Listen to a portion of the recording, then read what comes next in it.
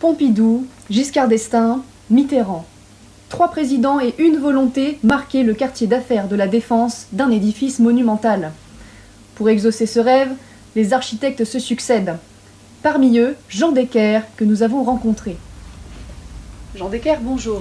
Bonjour. Alors, monsieur Decker, pouvez-vous nous raconter le projet que vous avez eu la chance de présenter au président Mitterrand? Alors ce que vous voyez là, c'est le projet que je lui ai présenté. C'est la tour Gizeh. Mais c'est une pyramide. Écoutez, je sais que toute construction d'un monument imposant est toujours assujettie à polémique, mais c'est une tour.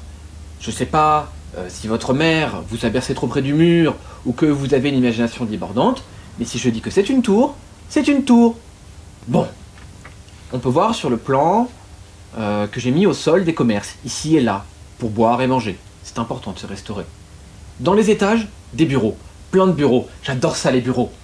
Et enfin, le meilleur, tout en haut de la tour, une chambre pour le sarcophage du président. Le sarcophage du président? Oui, je veux lui offrir l'éternité. Il a adoré l'idée. Cette pyramide, enfin cette tour, elle coûtera combien? Ah, l'oseille. Il y a vraiment que ça qui vous intéresse, hein? Eh bien écoutez, je vais être cash avec vous. Enfin, si vous me permettez le jeu de mots. Elle va coûter une blinde.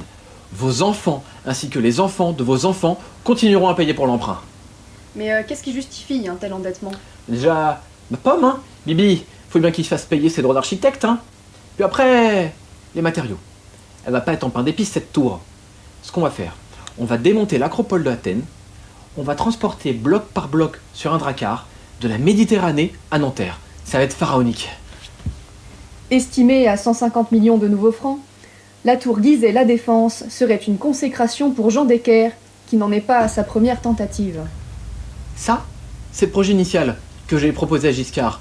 Mais monsieur est monté sur ses grands chevaux et il a dit non. Il a dit que ça ressemblait à un monument déjà existant. Quelques années auparavant, pour le centre Pompidou, je lui ai présenté ceci. Mais là encore une fois, monsieur a fait sa fine bouche et il a mandaté d'autres architectes pour me copier. Jean Decker n'est pas le seul candidat en lice pour le concours Tête Défense. Mais outre son prix, son projet dispose d'un avantage dont ne peuvent se targuer les autres, celui d'offrir au président de la République l'éternité.